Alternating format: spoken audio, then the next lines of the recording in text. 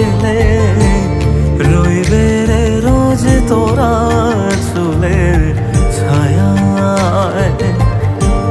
তুই নাকি মাসার বোঝনিন, তোর কাছে নয় কিছুই কঠিন। তোর ওই দুটি চরণ তলে থাকবো আজীবন।